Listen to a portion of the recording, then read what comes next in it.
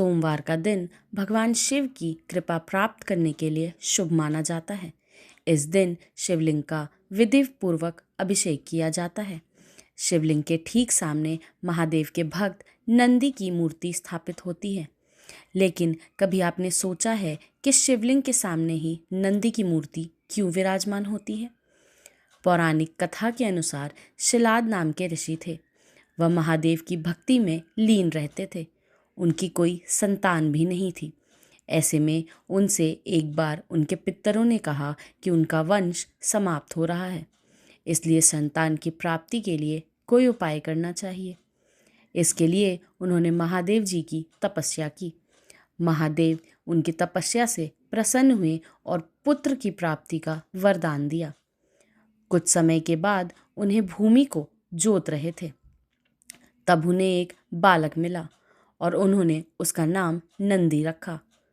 एक बार महर्षि शिलाद में आश्रम में दो संतों का आगमन हुआ और उन्होंने बताया कि नंदी की आयु बेहद कम है, वह 8 वर्ष ही जीवित रहेंगे।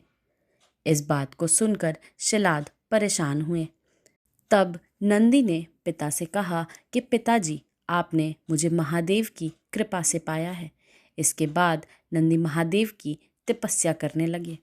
उनकी भक्ति को देख महादेव प्रसन्न हुए और नंदी के सामने भगवान शिव प्रकट हुए। प्रभु ने नंदी से कहा कि तुम तो मेरे ही अंश हो, तुम्हें मृत्यु का भय कैसे हो सकता है?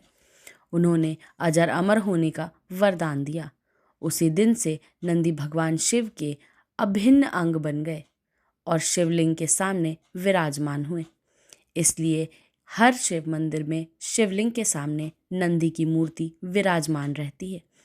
धार्मिक मान्यता के अनुसार नंदी की पूजा किए बिना महादेव जी की पूजा अधूरी मानी जाती है। इसलिए शिव पूजा के दौरान नंदी की पूजा जरूर करें।